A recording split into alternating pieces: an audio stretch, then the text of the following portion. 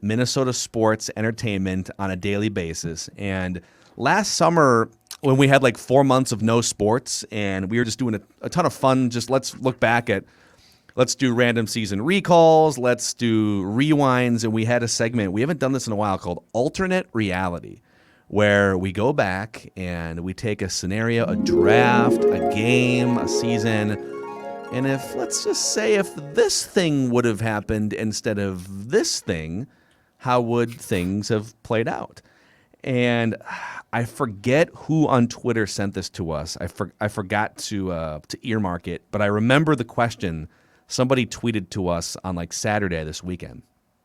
An alternate reality scenario for the Minnesota Vikings.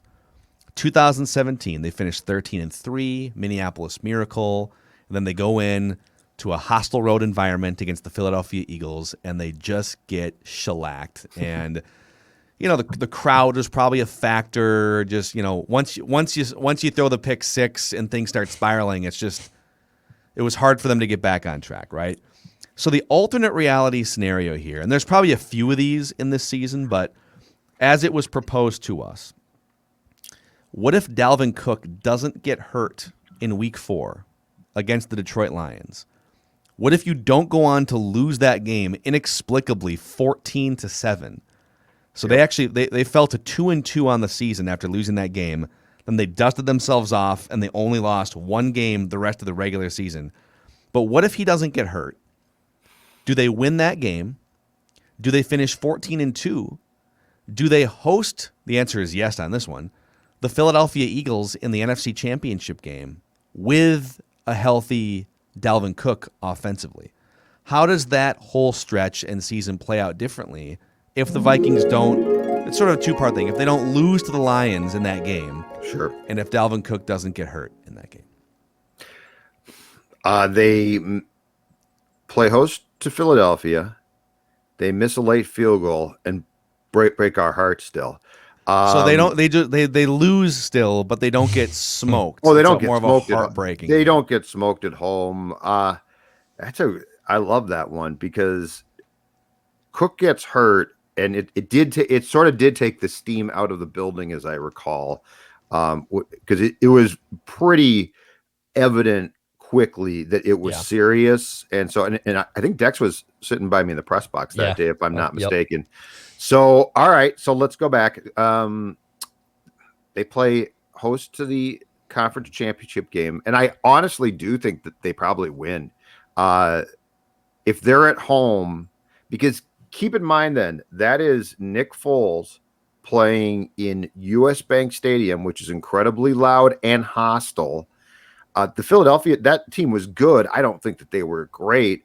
And I do think that building has a way of throwing a lot of quarterbacks, some of who've been pretty damn good, off their game. So I'm going to say the Vikings do win. They actually win, and they continue to play 2 weeks after that at US Bank Stadium in the Super Bowl. Wow. What about you, Declan? What do you think?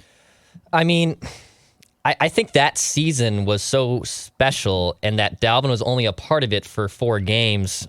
I don't know if a healthy Dalvin Cook makes it any different, in my opinion. I really don't. I think they still had a pretty damn good offense, and even though I understand like having a healthy Dalvin Cook, who we even saw last year at his full capacity, that could make a bigger difference. But I look at 2 other big moments in that game, of that season, of the alternate reality of them getting to the Super Bowl before I even think about Dalvin Cook. And so if you just remove Dalvin Cook, or you add him back into the equation, for me, it doesn't change. It doesn't change for my alternate reality. Well, I think they beat the Lions. Like I think that was such a deflating blow, and you lose this guy who clearly in the first 3 games had become like one of the best running backs in the NFL just right away out of the gate. So I think they beat the Lions, and I don't think there'd be any reason why they wouldn't finish 14-2 if they did it without him anyways, if they finished so strong. I think the biggest question is what happens at home against the Eagles. Is the crowd enough to rattle Nick Foles? Does the defense, that was by far the worst defensive performance of the year for the Vikings. Does the crowd and the home environment and they don't get everything about like that. They don't get picked apart like that. Do they get off the line no of scrimmage way. defensively more quickly because of a silent snap count, for instance, right? Like all those things. And Foles has problems, right? If Foles is playing in front of that crowd, I'm not saying he falls apart completely, but there's no way he has, as what's seemingly was for most of the game in Philadelphia, a flawless game, right?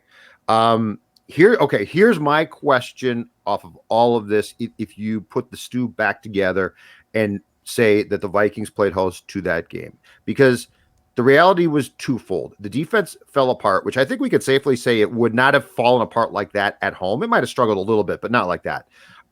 So my question is this: does Case Keenum have to turn in the slipper at midnight if the game is here? Because that was part of that too. I mean, Keenum was a time bomb as far as eventually something's going to go wrong. And in Philadelphia, it went wrong. So my question is, how much different is Case Keenum's game potentially coming off the miracle if he gets to play that game in the same building that he had experienced the success that he did to end the Saints game? Yeah, I think he was still prone to make a mistake. Like, sure. I think there was still a chance he would have thrown a bad interception or something. But I think there's something about the crowd getting back on your side and you feeling like you've got 75,000 people behind you that it's probably easier to brush that mistake off as opposed to hostile environment, just from a subconscious standpoint. The biggest question, though, is if we think they would have put up more of a fight against the Eagles at home and maybe they would have won that game, was that team, if Dalvin Cook is healthy, was that team good enough to win a slugfest against Tom Brady, Gronk in his prime? I mean, that was like the peak of the second part of the Patriots dynasty. Ridiculous weapons all over the field. Would that team have beat the Patriots at home, but not really at home, right? Like there would have been a disproportionate amount of Vikings fans there compared to most Super Bowls. Right. So don't get me wrong, like there would have been Vikings fans there, but it wasn't like it wouldn't have been a true home game in any sense. Would they have beat the Patriots? I think they would have. I honestly think they would have. I think that defense, if they didn't melt down against Philadelphia, I mean, they put the clamps down. I think they would have been able to do it. I think Zimmer would have been able to come up with something, and it would have been an insane legacy game for Mike Zimmer to really best Bill Belichick in a Super Bowl. I think he could have done it. Okay, part of this to me is it feels like a very special part of that game, and the Eagles' eventual win was the call of the Philly special play, which loosened up Philadelphia, was a fun play, but was a very defining play of that game. And that was a ballsy call. Like, to make that call at that point in that game is a ballsy call. So my question is, do the Vikings do something, not that play, but do the Vikings have it in them in a game with that much pressure against Belichick to beat the Patriots? And I'm going to say no, and here's why. Has Zimmer, how many times has Zimmer dialed anything like that up? No. Oh, offensively, he'd probably freak out. Or given the green light for a coordinator to dial. I'm trying to up, think of that. They had Jerick McKinnon throw that awful pass from the Wildcat one time for a home game, which he had been a quarterback in college, so we all thought it might work, and it was absolutely terrible. Pat Shurmur dialed something up one time. Yeah. I'm trying to think of the trick plays. Have receivers thrown passes with Zim here? I'm sure they have. Was it Diggs to Cousins, that like epic? Was it Diggs? Cousins with the Good dive. Call. Yeah. Yes, with the dive, which was just like the epitome of Kirk Cousins, I think, as a Viking. Just a little one step short. Yeah. But I think the problem would have been that if they had played the Patriots and it had been Zimmer Belichick in the Super Bowl, that Zimmer would have been so uptight and that team would have been incredibly tight, just because that's how that team is, especially when guys play Belichick. So I'm going to say they get to the Super Bowl, but I don't think that they win that game. I think I'm with you. I think they beat the Eagles at home, and I think they lose to the Patriots in the Super Bowl. And then they become the first team ever to lose 5. No team has lost 5 without winning one. Yeah, Buffalo's at 4. Yeah, so they would be the first team. But you know what? It would have been the first trip to the Super Bowl since the 70s, and so there would have been some celebration. Yeah, it would have been. Oh, I've told you, Phil. I've told you for a long time. A Super Bowl loss would, no question, hurt, but I really believe that Vikings fans would feel somewhat vindicated if the team could just get there. Yeah. So that's alternate reality on Mackey and Judd. What do you guys think? Hit us up in the YouTube comment section, SKOR North YouTube channel. We appreciate everyone who consumes us and our radio faces there. Click that subscribe button. We're just about to 22,000 combined YouTube subscribers across the SKOR North channel and the Purple Daily channel. And Declan is going to put Judd and I through the random season recall grinder here in a second. But Dennis Kirk is one of our partners here. People ask, like, what's the best way we can support you guys? Well, download our app and listen to all of our shows and read Judd's written work on the app. You can also watch our videos on the app. It's a free app. That's one way. But number two is support our sponsors and our partners on the show. Dennis Kirk is the #1 supplier of writing resources and writing gear, clothing and helmets, accessories. They got 160,000 parts and accessories in stock, whether you ride a Harley, a Metric Cruiser sport bike. Order before 8 p.m. and they ship the same day. If Ragnar's listening, I know you ride, Ragnar. I know that the Vikings parted ways with you a number of years ago, but DennisKirk.com, order by 8 p.m. and they ship the same day, and shipping is free for orders over $89, DennisKirk.com. All right, every week, Declan goes back and finds random Minnesota sports teams from sometime during our lifetimes and quizzes Judd and I on the details. And I feel like we've fared pretty well, except for that one North Stars debacle from a couple weeks ago. That is It wasn't correct. a debacle. Judd just completely dropped the ball. It was a little bit of a struggle. It was not a debacle. Mr. I love the 80s North Stars. Like, what color are their breezers? Judd's like, I don't know. You give me the 83, 84 North Stars, I'll do just fine. Okay. I'm sorry, but my drink once my drinking year start. No, 84, 85, but once my drinking years start, it changes the dynamic. Sorry. Okay. All right. All right. What do you got for us, Declan? All right.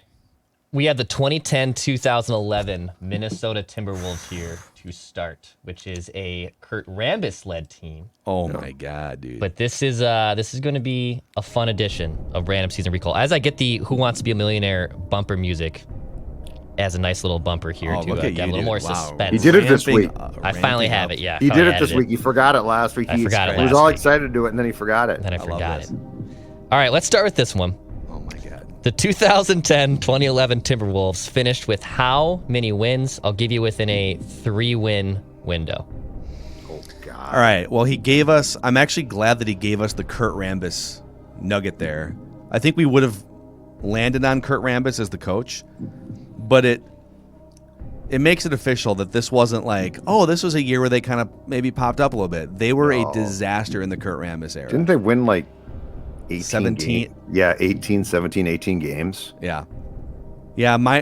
So your head went to 18, mine went to 17. Yeah, and you know what? If we're right, that's right in the ballpark. We're going to get the ding.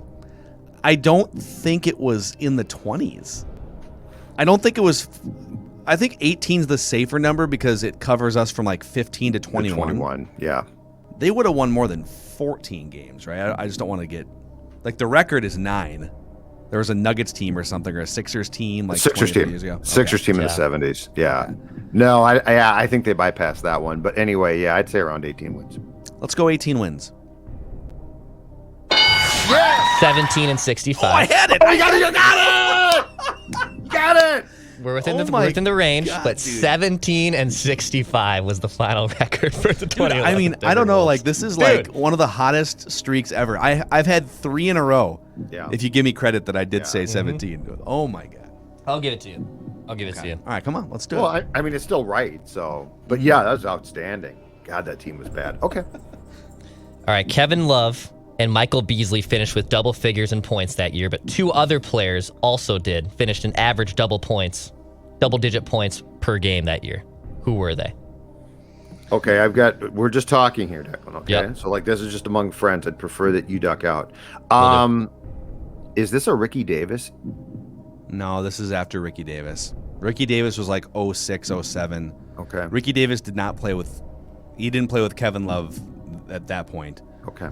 I think the question here is, when did they trade Al Jefferson? I feel like they might have traded Al Jefferson by now. And when did Ricky Rubio start? Oh, he started late. He started later. He was 11, 12. I was at the station when he started, and that's when he tore his ACL. That was the 2012 spring training, right? Yes, when we were in spring training because they were playing the Lakers at Target Center. So, yeah, no, this is pre-Ricky. And this is pre-Pekovic, I think. I don't think Pekovic was on this team. Okay. So you had, all right, let's just talk through this. So Love, Michael Beasley smoked too much weed. But had a great toaster. Great He toaster. did. I bought his R.I.P. toaster and cheese grater. And now the toaster's gone, which makes me R.I.P. really sad. This would have been the year. Oh, okay. It's all coming together here. This would have been the year that Kevin Love had a 30-30 game. And you left. I left at halftime. Yeah, I mean, they were playing the Knicks and they were down like 9 at halftime, and Love had like 9 and 8 or something. And you left, and then one of the great Wolves accomplishments happened. We did this, and by the way, Beasley was good in that game too. Beasley had a stretch there where he scored like 30 points a game for like 2 or 3 weeks. Got off the weed. I'm just trying to think. I think Or smoke more. Wes Johnson. I don't think he would have scored 10. So we need 2 other guys that scored double digits for this team, huh? Oh, wait. Yeah. So, One. Oh. This might be a Ryan Gomes. This might be a Ryan Gomes situation. Ryan Gomes came over. he came over in the Boston trade, right? Would he have been gone by now? This is, God dang it, dude. He came over in the Boston trade. So we did this Wolves, like the Kevin Love 30-30 game. We did this for a Minnesota Sports Rewind episode, and I'm like, I watched the whole game, and I remember Beasley and Love. I'm trying to remember all the other players around the court. Sebastian Telfair, but he wouldn't have scored 10. Johnny Flynn would have been on this team, but he wouldn't have scored 10, I don't think. So it was like Telfair, Flynn. Who was the... Rubio was not over here yet. Yeah. Because he was sitting out for 2 years. Mm-hmm. Then they drafted Wes Johnson. I'm going to say Wes Johnson's one of them. I guess Wes Johnson. We get 3 wrong guesses, right? So Yep. okay. Al Jefferson. Jeez, my God. You've been way off, by the way. I'll be honest. You see, if I can Give you a interrupt, clue here. if I can Yeah. interrupt for 1 second here, this is what happens when we get the random season recall of teams that we like once we've started drinking. Phil's experiencing my North Stars thing right now. Well, this is also like between. It's not when you're sitting in your bedroom. See, it's much different if you're little Phil with your TV and you like had kept score of all the games, and then you're older Phil, and at halftime of a Knicks game that you're at, you duck out. That's when you forget. But this is also like a transition period between. Oh, don't make it. Come we're, on. We're like 3 years removed from the KG era, and we're headed into the Come Love on. Rubio Pekovic era. Yep. Who's your third guess? I have no idea. Pekovic. Wow. Oh my God. All right, so one of these guys. Oh my God. One of these guys. You didn't mention any of these 2 names, by the way. The first one is Luke Ridnour. Yes! Forgot Luke Ridnour. Use the force, Luke. Use the force. Was Kevin Martin wasn't on this team? This is before No, Kevin Martin. this second one, it's a little nitpicky because he only played 23 games, but he qualified on Basketball Reference, so I counted it. Anthony Tolliver averaged 10 plus points. I know. Boo! Hey, You suck. random season recall. Gotta remember the random seasons. I don't feel bad about this whiff. No. The Luke Luke Ridnour one, Ridnour. I'm a little shocked he didn't get. A little surprised he didn't get the Luke Ridnour one. See what happens? Really? See? Yeah, I'm a little surprised. Can I put no, in for these to it was be a great question. pre-drinking years? Can I put in for these from now on to be pre? I mean, I've killed too many brain cells to remember what was going on in these years. Oh my God. Yeah, this is my mid-20s here. There was a lot of Phil, lot of Phil was the alcohol consumed. loon by the time Kevin Love. Yeah, hit, exactly. He was doing all great right. babe shots by the third quarter. The Timberwolves finished first in the NBA in this traditional statistic this season. Despite them only winning 17 games, they finished first in the NBA in this traditional statistic.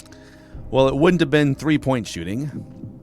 Kurt Rambis, I think, actively told Kevin Love to not shoot threes. He did. And then once Rick Adelman came along, he's like, what? You're a 7-footer that can shoot threes? Get out there, dude. Told him not to shoot threes. Would it have something? Okay, traditional statistic. Well, what would this team have been decent at? Is it a positive stat or a negative stat? That's what I was No, gonna it's say. a positive. I mean, Okay. I wouldn't say it's negative. No, it's not a negative stat. They led the league in a category? Free throw. I mean, Kevin Love got to the free throw line a lot, and Kevin Love grabbed a ton of rebounds. So there's that. They led the league in smoking weed. So Michael Beasley was there. So we know that for They sure. They wouldn't have exactly rebounded great, right? With his collection. Well, Kevin Love was one of the best rebounders in the Right, league. but I'm saying the rest of the team. But I guess my question is, would that have put them? I'm going to say they might have led the league in offensive rebounds Okay. because they probably missed a lot of shots, and Kevin Love grabbed a lot of offensive rebounds. I'm going to say offensive rebounds.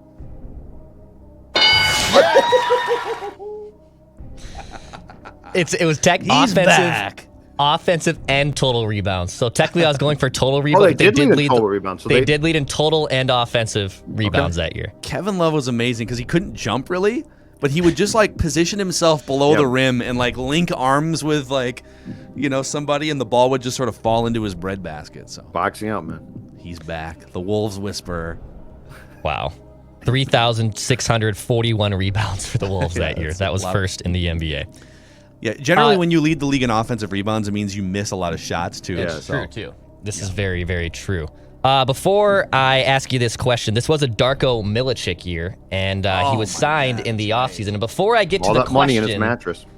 before I get to the question, we do have to play this very important clip with Kurt Rambis and Chris Webber. Well, and I think that your career is somewhat indicative. I mean, what year was it that you really felt like you kind of felt like you were in your own in the league? Yeah, I'm not really sure, but we're not But talking not about till me you and got Darko to- at the same time. No. But not till you got to Sacramento. Did your career take off? Well, I don't want to talk about me. We're talking to you, and we're not going to talk about me and Darko in the same sentence. That was David Kahn, by the way. David Kahn, my bad. And that was a Rambis, yeah. phenomenal exchange. The entire, where it was like a 5-minute exchange of it. It was so uncomfortable, and it was so great. So great. He was literally like, "Well, Chris, it took you." It's like Chris Webber was amazing wasn't he great with the Washington Bullets right away too, and then he went to the Warriors or something? Yeah. Come on, dude. Well, yeah, and yes. Amazing. And Darko is one of the biggest busts of all time. Yeah. I think he that was the draft second was pick in that draft. It was LeBron, Darko, And then Dwayne Detroit. Wade, and Chris Bosh, right? Yeah, whoops. Yeah. But Darko had all the steam. There was an article about Darko one time that he kept all of his money under his mattress, Mattress, like yes. in cash, because Yes. he was like afraid that banks would lose his money or something. I love how the Wolves thought, though, that they have unlocked Darko. That's Darko. so David Kahn. We've unlocked Darko after all these teams that couldn't unlock him. Okay, buddy. We're having lunch now. We're doing things we haven't done before. It is a phenomenal clip. Just Google Chris Webber clowning David Kahn on YouTube, and you'll love it. Chris Webber fired. How much term and money, though, did the Wolves give Darko that year in the offseason? So they signed him to a multi-year contract. Yes. What was the contract? Do you remember? Judd, I believe it was a 3-year, $21 million contract. Okay. Yep, that's the answer. Final Let's go guess? with it. Yep, that's fine. It's very, very close. It's extremely close. And I feel like I should just give it to you. Three, It was 420. 4 years, $20 million. I think that's close. wrong. I'll give it to you. The term is off. Okay. The term is Okay. off. Yeah, Okay. no, Okay. yeah. Okay. It was 4 years, $20 million. No, no, Okay. No. They gave that dude a 4-year contract. Correct. Yeah, they turned him around. Oh, Yeah, come Michael on. Jordan, you really didn't come into your own until a few years into your career at the Bulls. You're like Darko. Yeah, I mean, God, you dude. broke your foot, right? Some injuries, right? You put Good some money Lord. under a mattress once. All right. Is that it? I think that's it. Yeah, I have one more question, but it's so that's all right. obscure. No, come on. It's so Well, obscure. let's hear it. Come on. Let's hear it. Come on. Come on, don't All hold right. on us. Come on. If we're going to do this, let's do it. Come on. So the Wolves technically had 4 first-round picks that year. They technically had 4. And then with trades and all the other Yeah. stuff. So I'll give you, Wes Johnson went 4th overall. Who are the other 3 first-round picks the Wolves had the rights to? Oh. Was Ty Lawson one of them? No. I've heard of one of these guys. Wayne Ellington.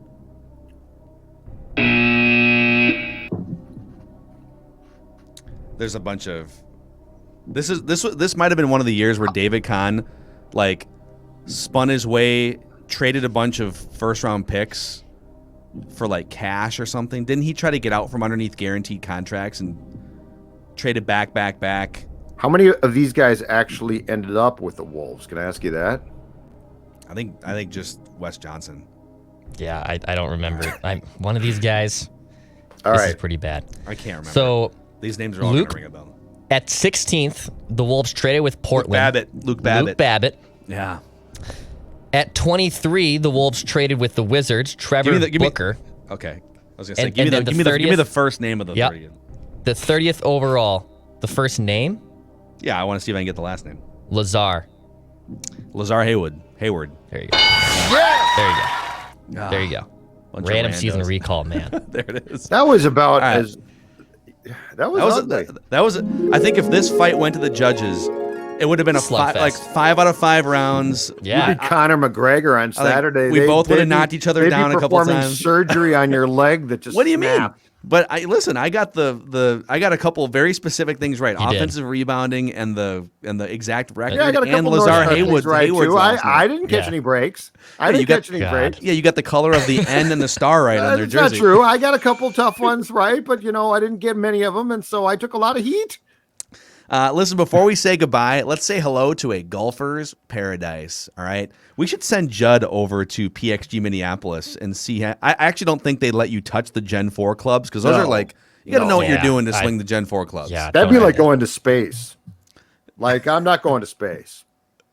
Yeah, I love how like all these billionaires now are just like, well, what do we do with all Well, this money? We haven't paid taxes in do the 20 re- years. Let's First, go to I- space. I got a quick question before we're done about the space travel thing, but I digress for a second. Yeah, well, PXG is looking to send your golf ball to space with these Gen 4 clubs, the 0 to 11 clubs. They've got clubs priced in many different ranges, so depending on where your game is at, you can find what you need, plus apparel, all kinds of great hats, shirts. PXG Minneapolis, Southdale Center. Find out more at pxg.com/Minneapolis. So I thought when you went to space, you like went into space, but it sounds like you like go to the precipice of space and then just come back. That's good enough for me. I'm not No, going. but I mean, I but don't what's need. the I point? don't need to go to Jupiter. Okay, But, like- going on a commercial I'm with you. airplanes as close as I'm getting to space, and I'm okay with that. I'm with you. I get the land, the aliens get the space, the sharks get the sea. That's the agreement yes. we've all made. Yes, Okay, but- I don't want to deal with it. But my question is, I didn't realize that it was considered going to space if you like touch space and then just come right back. That to me sounds like a waste of time. Like if you're going to go to space, go to the moon. And if you're not going to go to space, like Declan or me, just stay home. Who's going to be the first chain restaurant or hotel group to put a hotel on the moon? Or Chili's. Chili. I want my Yeah. Chili's. Just go to the moon, go to the moon, go to the moon. Applebee's 2-for-1 appetizers after you reach the edge of the atmosphere. Eating good in the moon of hood. Wow. God almighty. That one might need some honing there. Tomorrow, write that down, predictions and an accountability session. Thanks for hanging out with us on this retro edition of Mackey and Judd. We'll see you guys tomorrow.